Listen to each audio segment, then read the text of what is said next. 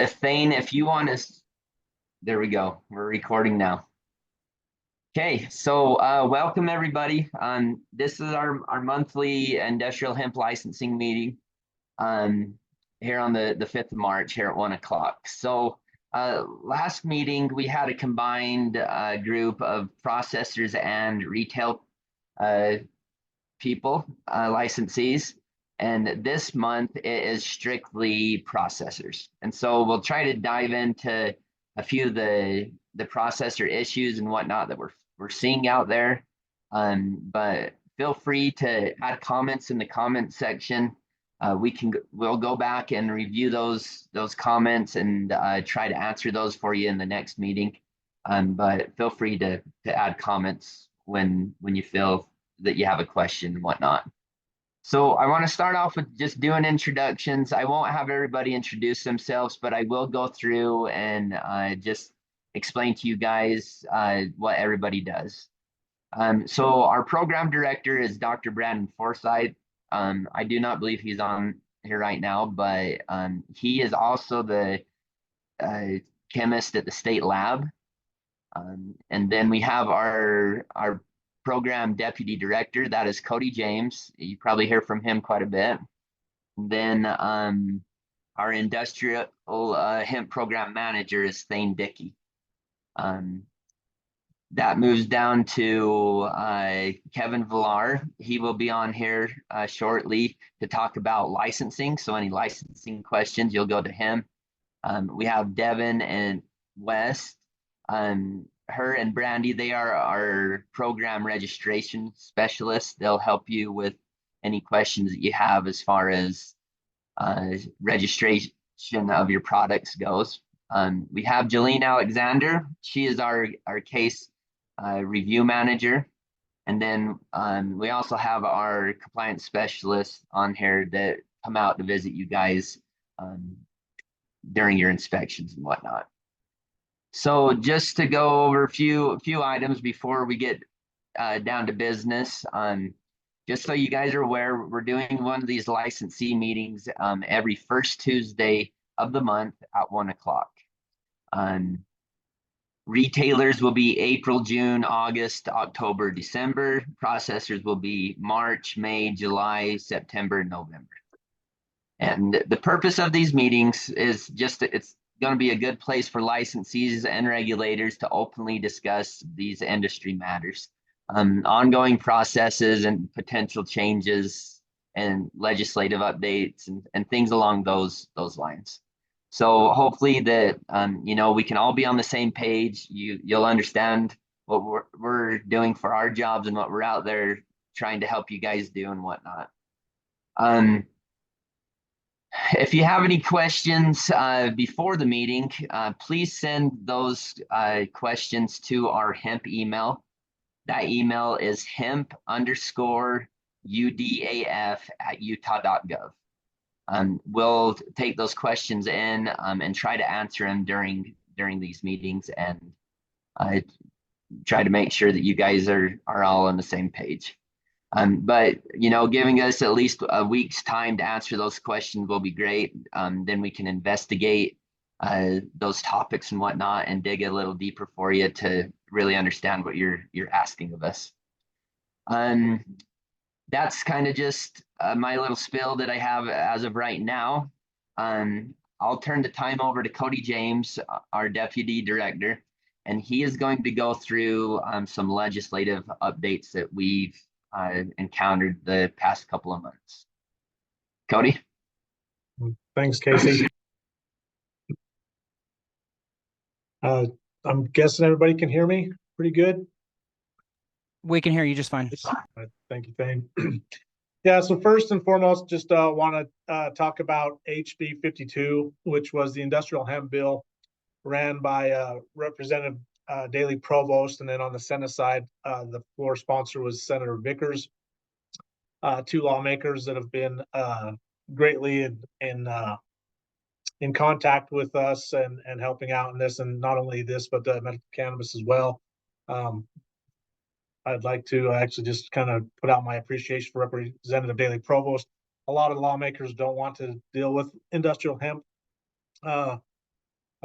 bills, but she's done a really good job over the last couple of years and is willing to take on kind of the heat that comes with that. But HB 52 has a couple of really good things for it, we believe, for the industry as well as the state overall. Just to go through a couple of these things, what this bill does is defines serving size a little bit more clear, especially as we're talking in terms of products such as gummies and tablets, capsules, things like that. But it pretty much is making it so a serving size is defined as something that's an integer or a whole number, right? There's no longer an ability to say that a serving size is a half or a quarter or an eighth or anything like that, that a serving size will be defined as one gummy or two capsules, similar items just like that.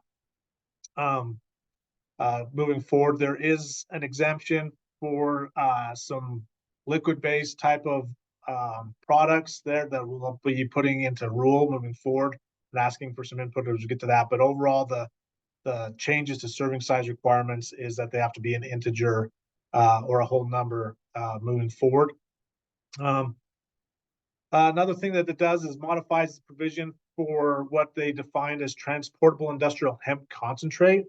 What this does is allow for processors within the state to receive in-process concentrate up to 20% THC to be allowed to be into the state to be further processed into products, as long as those products, again, get back down to the 0.3% requirements for products there.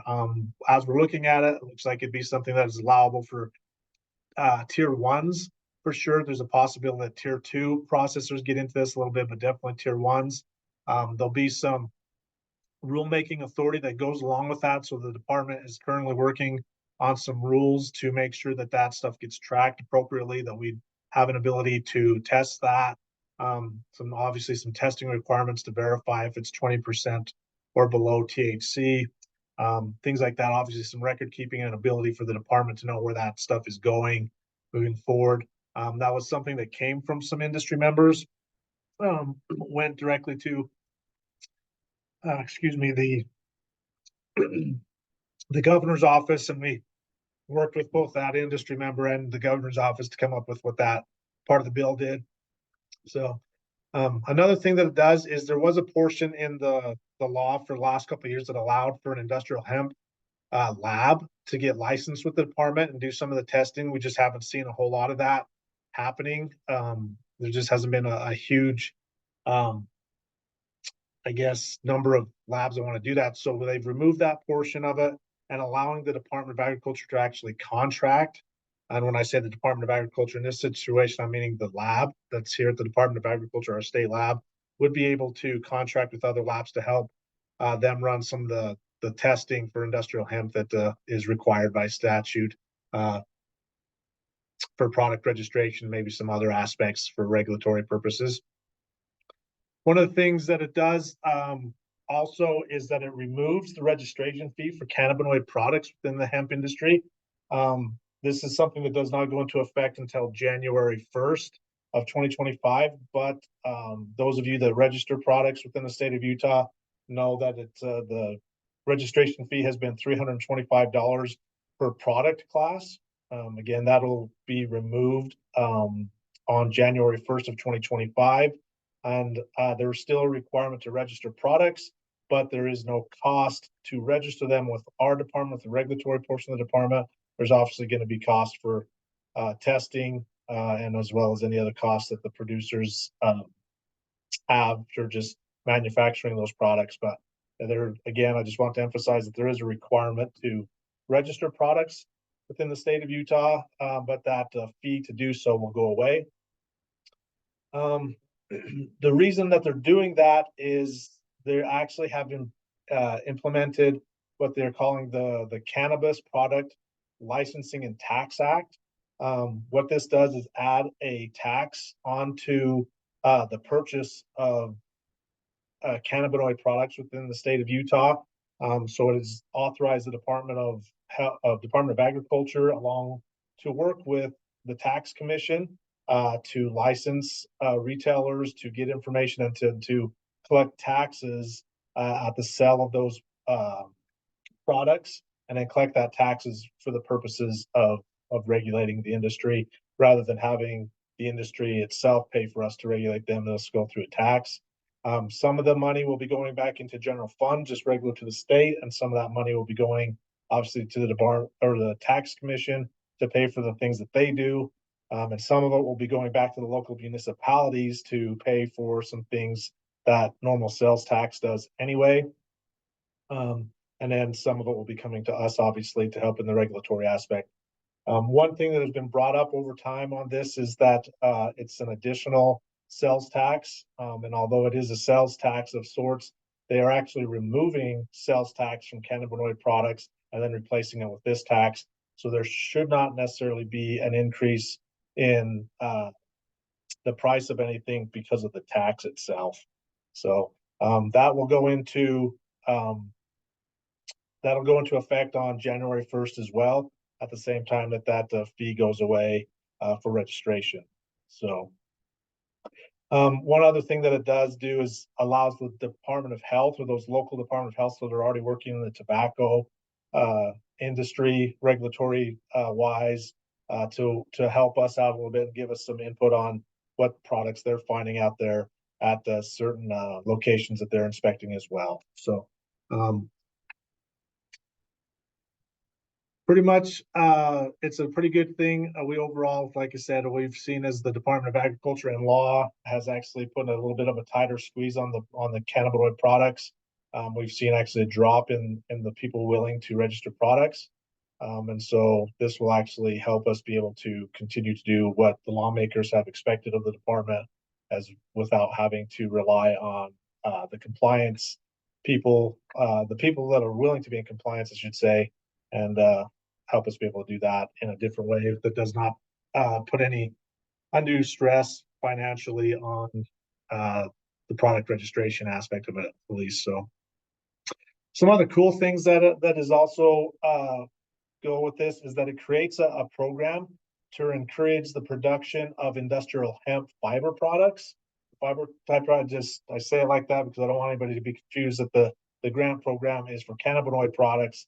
It is actually for industrial hemp fiber type products, believing that that's kind of a market that's untapped and we'd like to see more people get into. And so there will be that grant program once we start collecting that tax money to help industry members who are looking to produce hemp fiber or hempcrete or hemp, anything like that that's not a cannabinoid type product. And then the last things it does is just more of a clarification and gives a little bit more teeth. And the 2023 in 2023 legislative session, they made it illegal to sell any product that contains any THC to anybody under 21. There wasn't a whole lot of clarification on that, on how that should work. That has now kind of gone a little bit more and clarified that we actually have the ability to work with law enforcement to conduct underage buying investigations. And so that's something that we'll be working on to verify that product that contains THC or THC analogs does not get sold to anybody underage after this goes into effect. One thing I should say on this is that part of this bill goes into effect on the governor's signature, and parts of it don't go into effect until later in the year. As I mentioned, the registration fee and the tax is January 1st.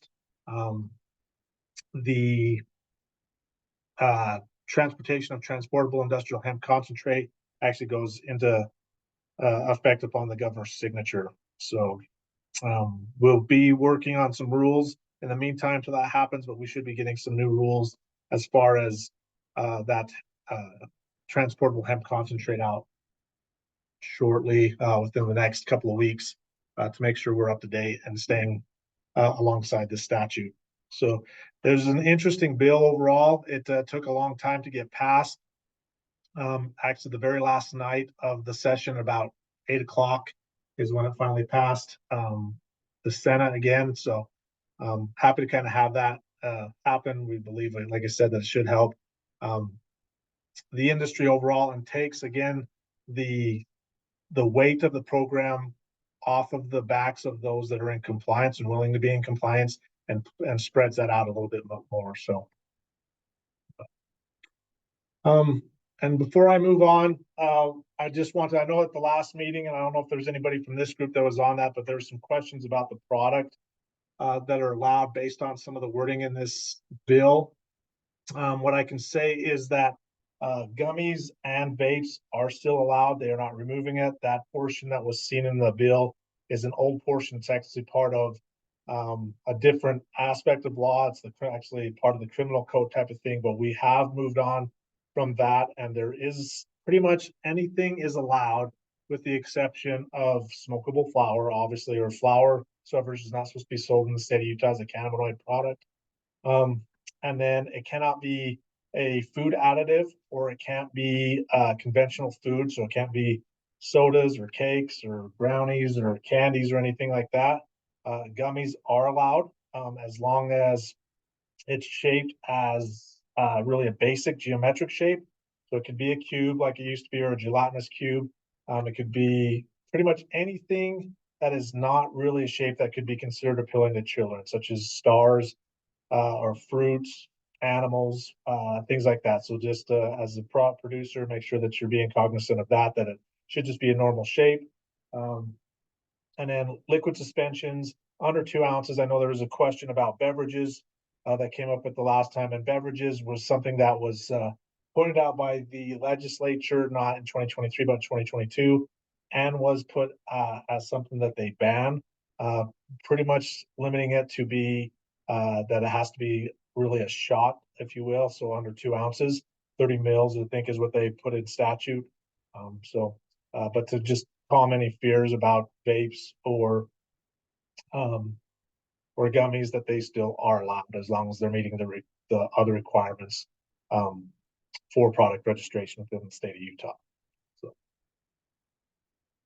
Casey, is there anything else you'd like me to touch on, or Thane? Now, on my end, I think you did a great job, Cody. Thanks for giving us those updates. Okay. Okay, well, we will now move on to Thane Dickey. He's going to go over some program stuff as a whole.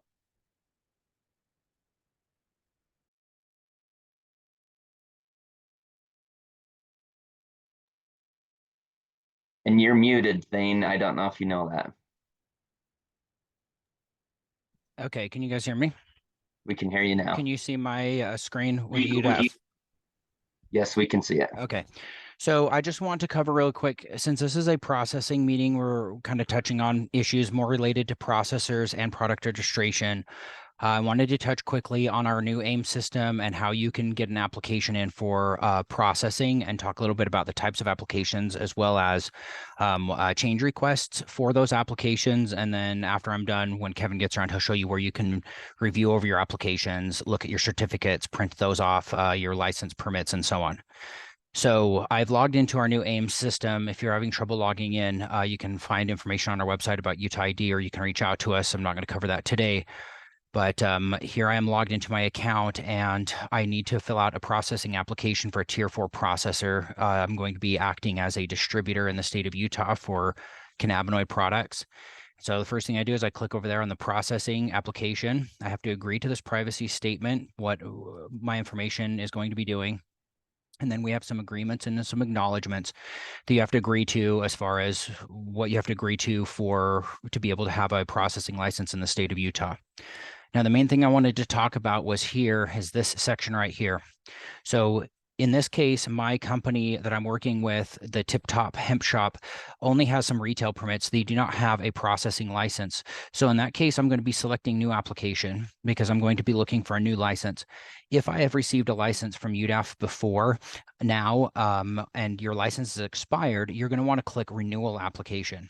If you end up in a circumstance where you click your renewal application and you cannot see your license showing up there, that was a technical glitch in our system, and just please reach out to us and we'd be glad to fix it. It's a lot easier for us to fix that date than link the new application back into the renewal. It is possible, but if you're having trouble, please let us know. And then the last option here is the change request.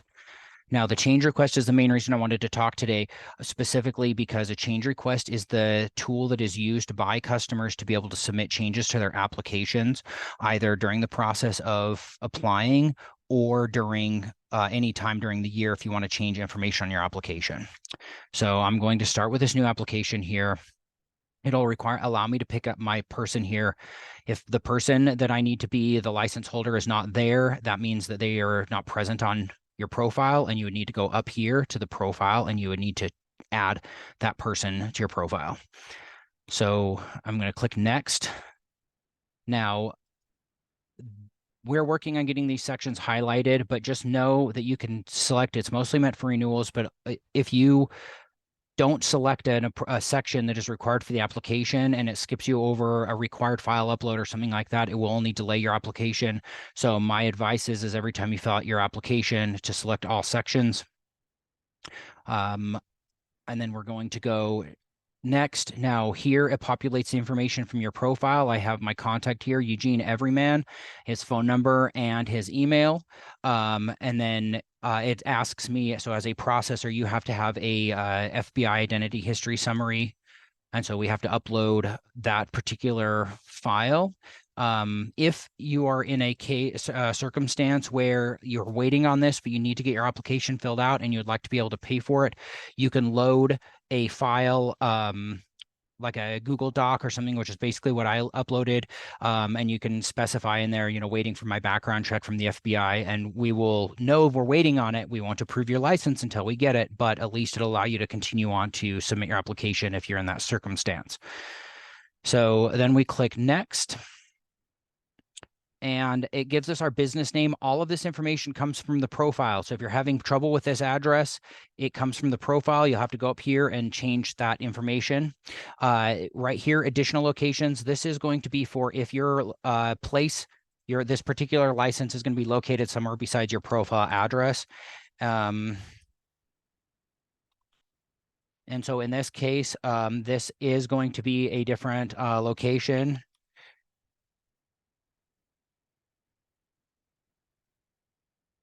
So I'm just going to put that in here. And so that's how we know, and you will know that this particular license is going to be an additional location besides your profile address. Okay. If it's actually at the same place, then that's fine. You can leave that information blank.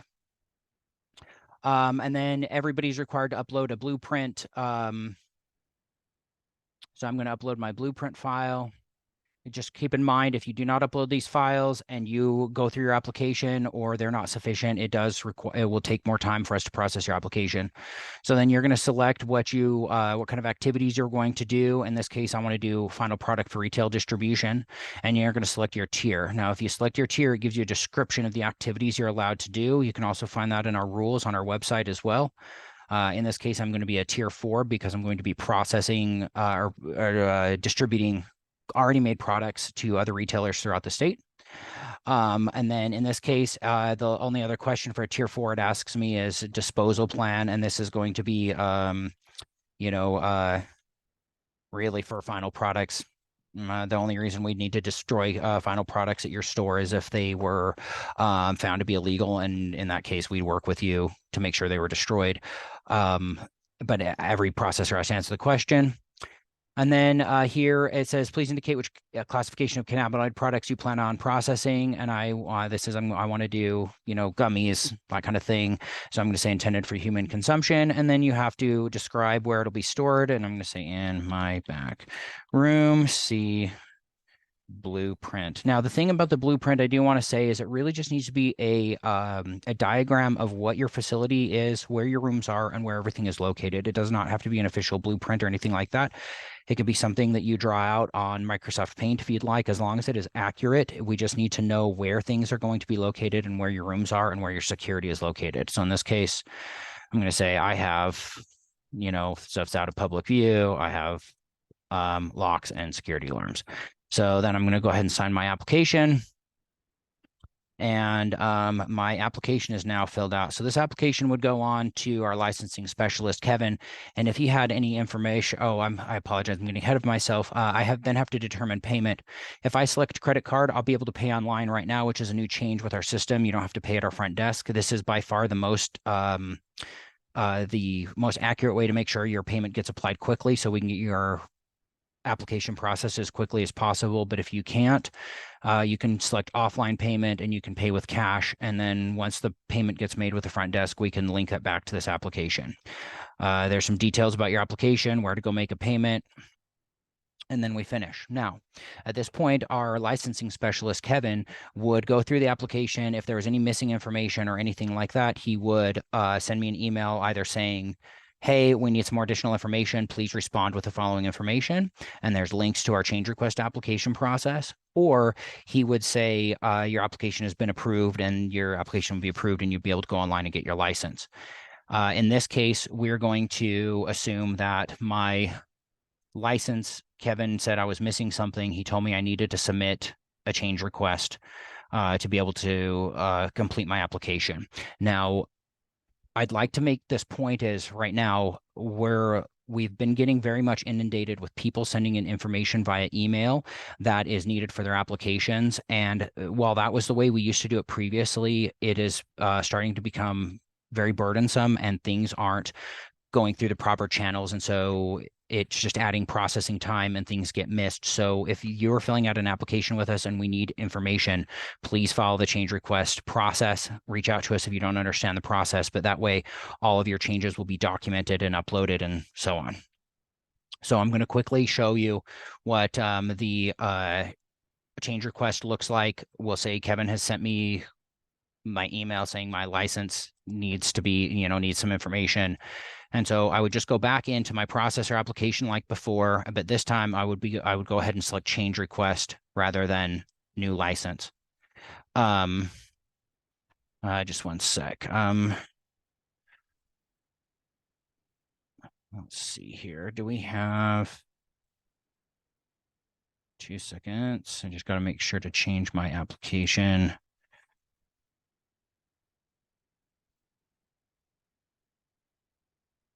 Okay, so here we go. I just have to refresh my screen here. It should show up.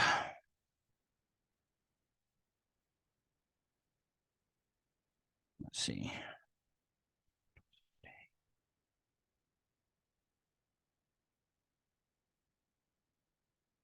Okay, so I'm gonna go, since I had to refresh, I'm gonna go here. Yes. Okay, and then here is we're gonna see change request, select the applicant. So now here's the application we filled out before. There's no license number at this point because this license has not been approved. And we can see that its status is listed in additional information requested. My submission date is right here, and I can see my account name is Tip Top Hemp Shop.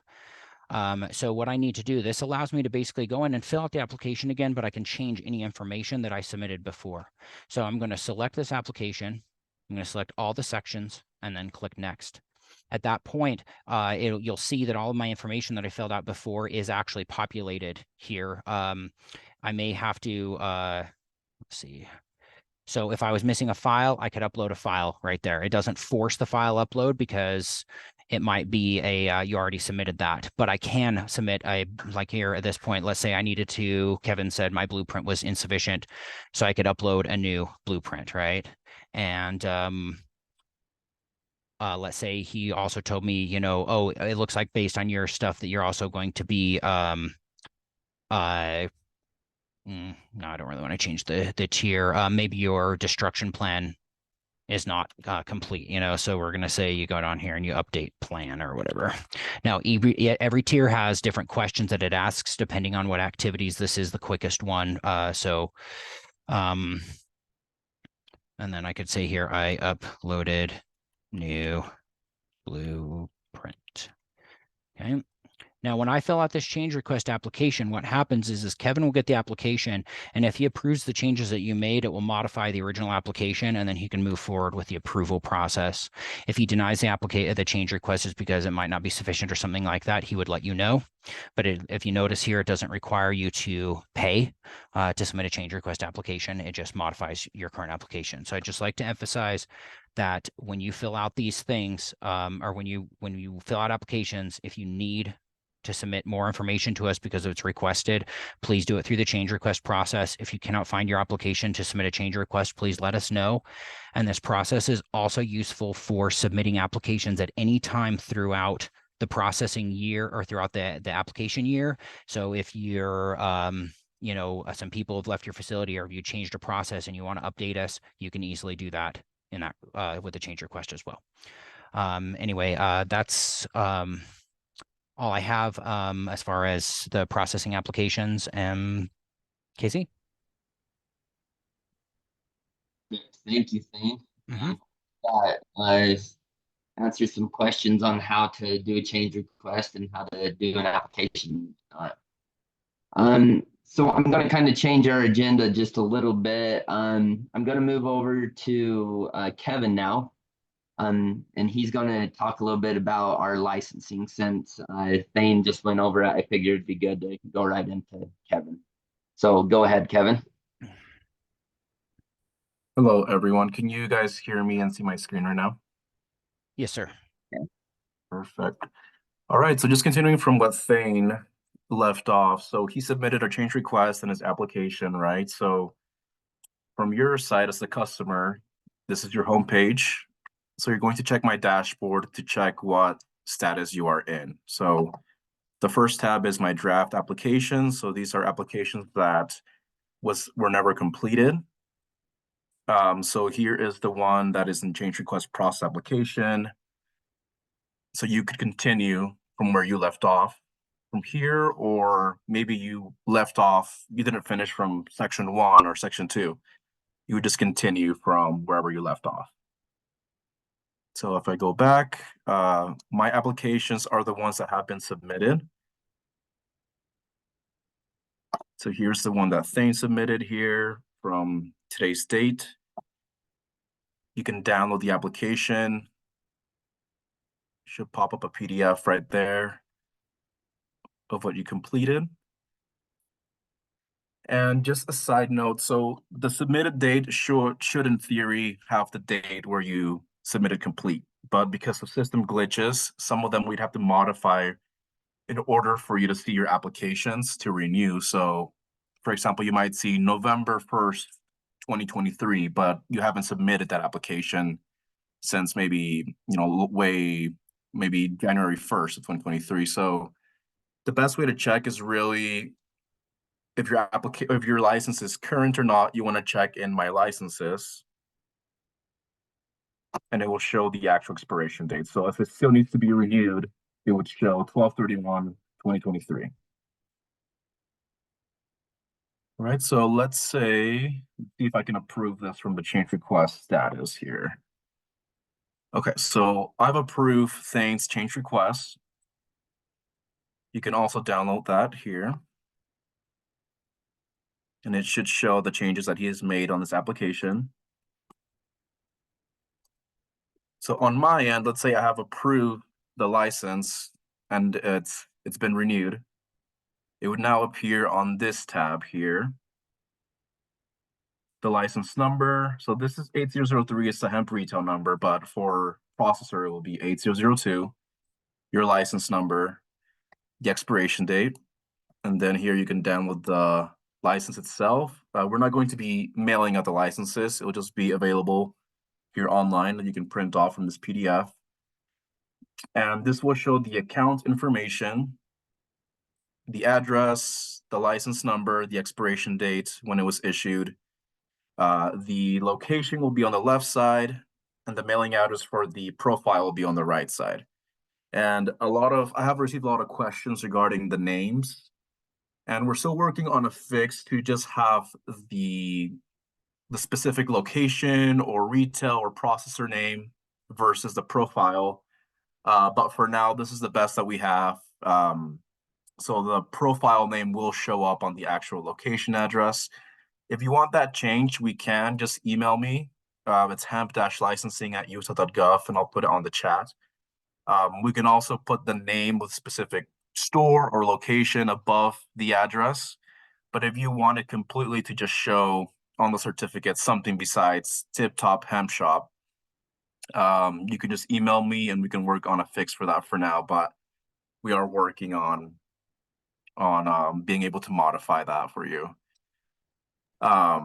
Another feature that I've been getting questions on is receipts, and that is going to come on the next version of this licensing system. But for now, just send me an email if you need a receipt for your payments. I'm trying to think what other else. Then if you can think of anything else that I should go over the screen, but essentially that is the gist of my dashboard. So it's all available to you. You can check the status of your applications. You can check your licenses. And again, like Thane said, instead of emailing me updated documents, just go through my change request, submit a change request, and I'll get a notification. And then I can follow up with you or issue your license. Everything is ready.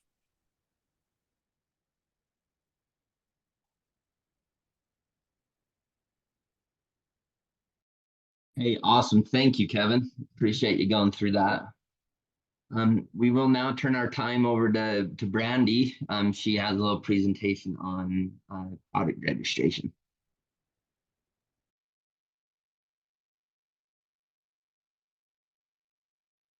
Thanks so much, Casey. Yeah.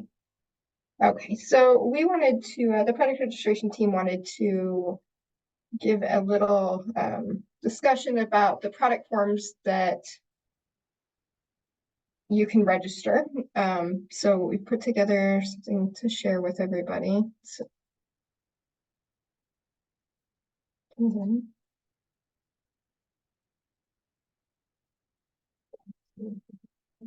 okay. All right, so this is from the product registration team on product forms. So everything that, as you know, goes into the market in the state of Utah has to be registered with UDAF. Part of that registration process is that we look at the product form that's being registered and determine if it can be registered within those guidelines in the state of Utah.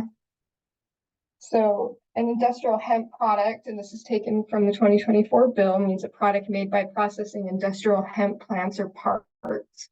And when we do the registration process, I thought this was important to say, we review everything based on the final product. So everything that is ready for the consumer, from the label to the product to the way the product looks, if it's a gummy, for instance, or a bath bomb, something like that, we review the final product. So an industrial hemp product in the state of Utah and is a product derived from hemp, and it's sold for its cannabinoid content, so advertised, so a CBD gummy, right? And these products can include those intended for human or animal consumption or a topical application. In the state of Utah, and this might be different in other states, this is called a cannabinoid product. So I do just want to have a caveat. The things covered here today do not cover extensively all of the product forms that we look at that are allowed, not allowed. There's a lot of subcategories. So these are just kind of the main ones that we run across on a daily basis. So like I said, part of that process that we do is that every single submission that comes to us, we consider what the product form is. And that's really important when you're doing your AIMS submissions, is to make sure that you mark what it is. And then we evaluate the name, we look at the testing, and then we can also require a picture of the final product form, and there is a slot in AIMS to upload, and that's very important. If we don't have them on the gummies, we will often ask for a picture of that just to verify that they fall within those guidelines that Cody had mentioned earlier. So like I said, this is not a comprehensive list, but these are the main ones that we see. So a topical, which is applied externally to the skin. This can include things like lotions, lip balms, hair care products. And then we also have orally consumed products. So those are the ones intended for use of consumption through ingestion or sublingual, oral, or inhalation. This can include tinctures, gummies, capsules, tablets, vape, shatter. So anything that's orally ingested, and that's just a little subcategory of those. And then pet products.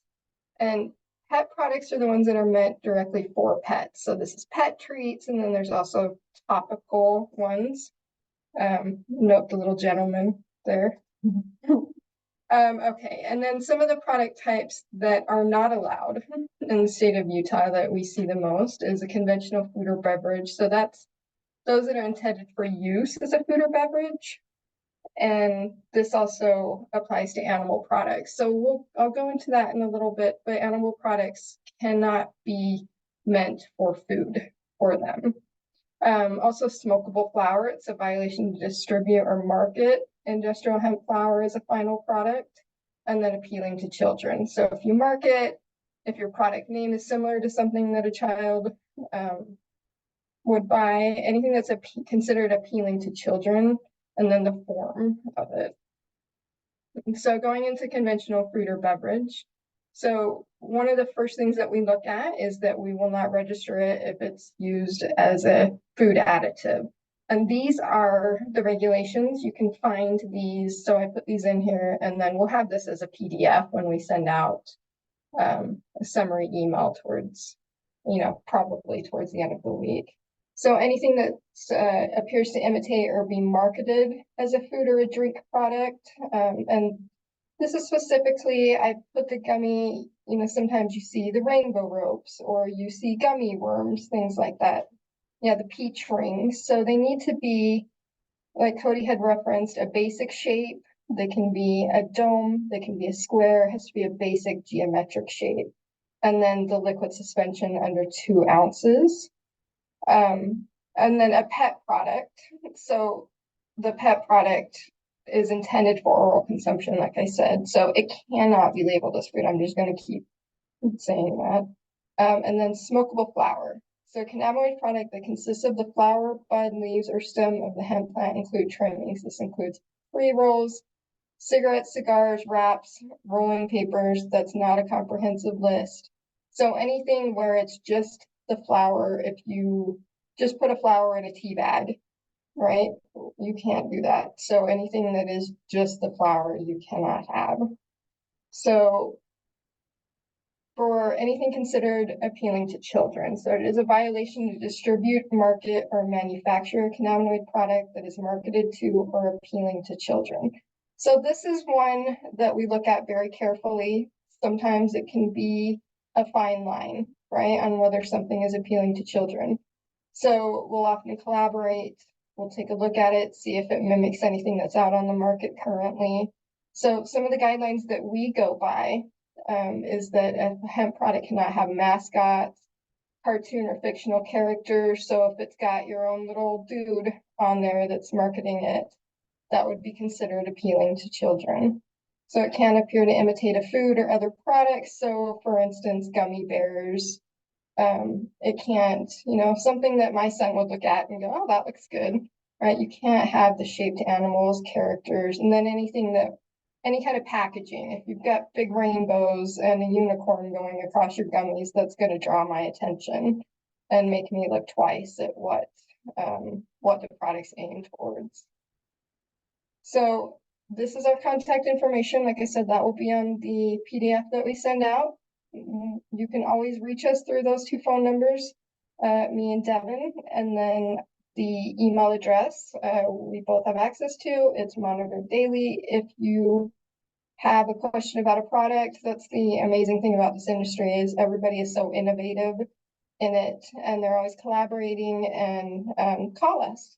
If you have a question before you register something, just run it past us and see if that would fall within those guidelines. So you can always get a hold of us.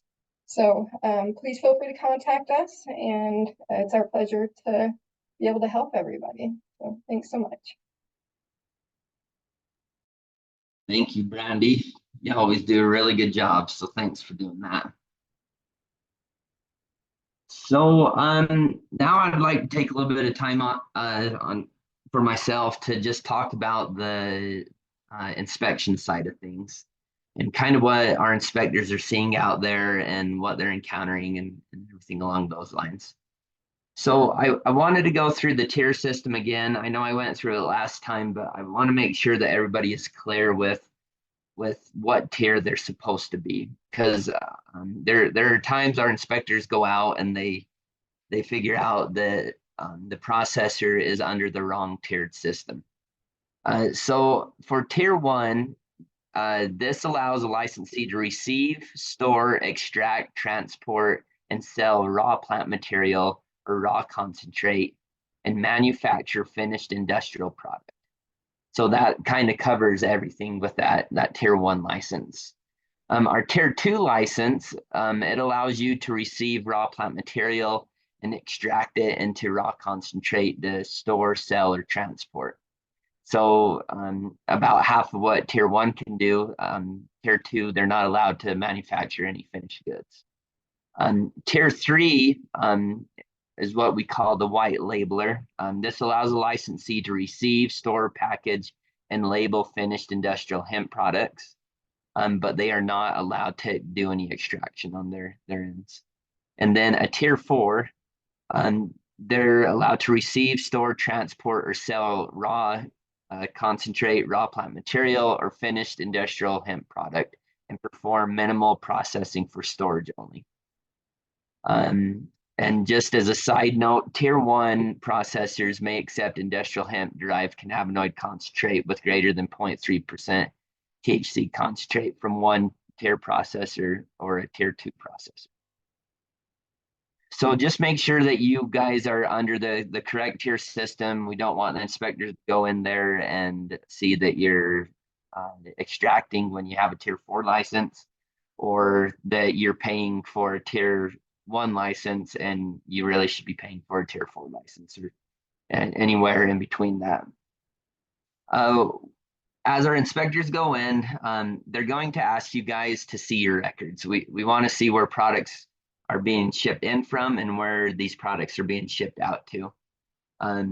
We want to make sure that the testing is done for these products, that they're going to be safe for our consumers and everybody along those lines that are going to be consuming or using these products.